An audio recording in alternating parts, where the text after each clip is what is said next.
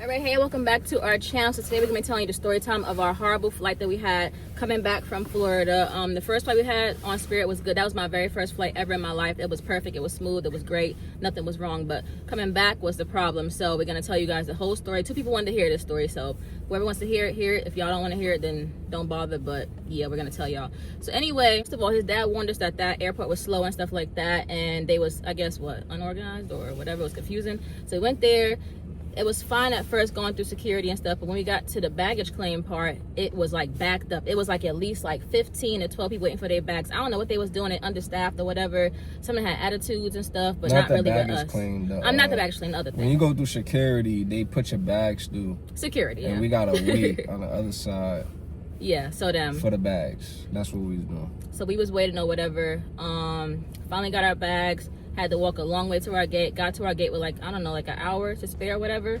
And then they called us to the gate and they were saying like, oh, this flight is like completely booked. If y'all want to take the next flight, we'll give you like $798. I don't know if it was cash or was it like points or something like that. We was like, oh no, we getting on this plane. We can't wait till the next day. Like we have no hotel, nowhere to stay, nothing like that. So that was the first time right there that showed us it was gonna be a bad flight or whatever. So we was on the plane. First of all, did they board on time? They boarded on time, but they only boarded half of us. All right, yeah, so half of us got on the plane, and then they didn't let the other half on because they had to change a tire. So that took about 30 to 45 minutes. We were just sitting on the plane, just... rotten. First of all, the plane is tight to begin with. I'm tall, I'm 6 feet. So I'm crunched up on the plane, sitting there for 45 minutes. Then we got to go 3 hours back home. So that was a hassle too. He took off an hour late. So mind you, his mom told his uncle to be there at 9:15. We wasn't gonna get there at 9:15 almost. Now we got a problem with that too, because he's gonna be frustrated obviously for waiting for us. It's late night, he got work tomorrow. So that was the thing. So I was like, oh my gosh. So we know what's going on. So they let everybody else board the plane. Then we noticed, don't take this wrong, but we noticed that we were surrounded by a particular religious group. We were surrounded by them. Had to be at least like 15 to 20 of them, and they don't get vaccinated, let's say that, right? So we don't have nothing against them, but it comes later on in the story while we saying the part about not getting vaccinated. And so once everybody got on the plane, the captain was telling everybody, have a seat. We about to take off, have a seat. Nobody was listening. They was telling everybody, don't put book bags and little bags up top because the plane was fully booked. Everybody was putting book bags, little bags up top. It was no space for people's bigger suitcase bags. So that was a hassle. Well, we trying to take off. The captain like, all right, everybody have a seat. The seatbelt sign is on. So that means sit down, put the seatbelt on, we about to take off. People was walking around, especially that religion. They was acting like they ain't have to follow no rules. They owned the plane, basically. They didn't follow no rules.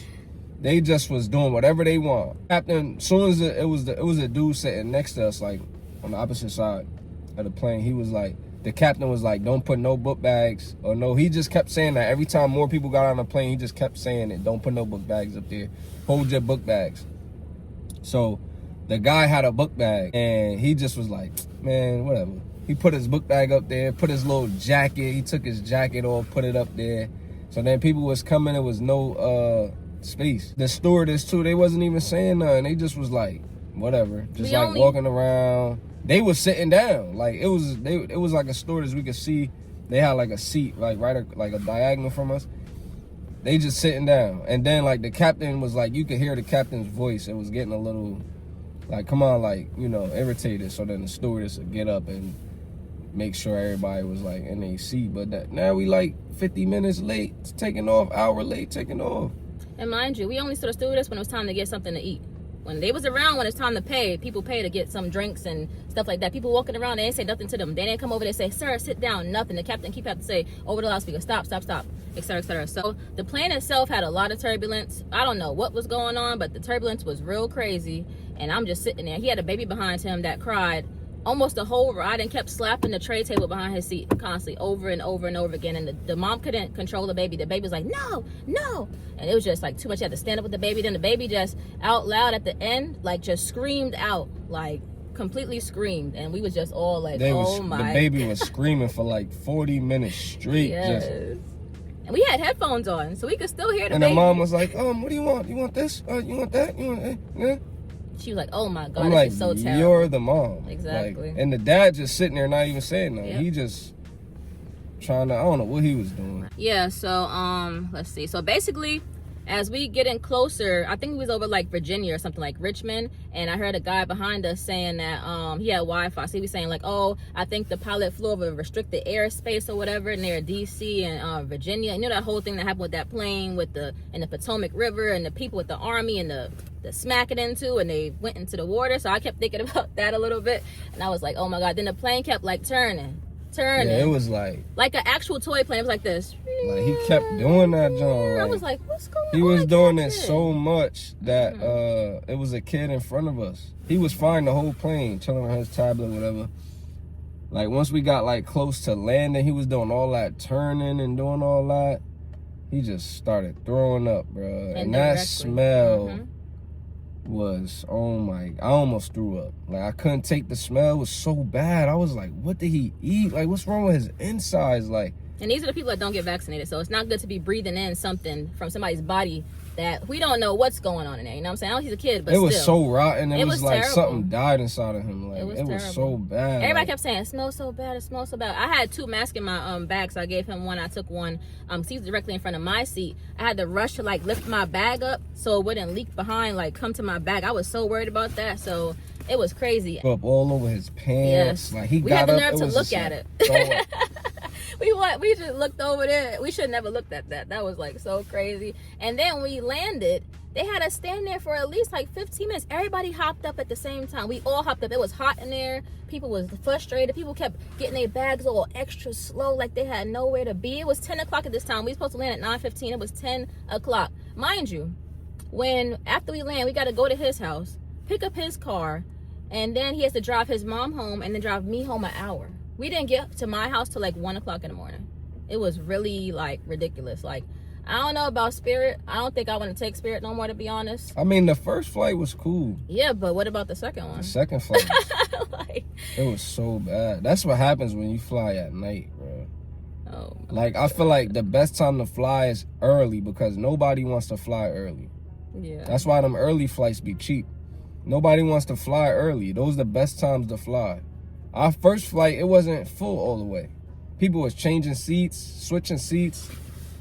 It wasn't full. But that second flight, we'll never forget that one. whew. And that was my second flight of my life. So imagine like the bad taste it left me.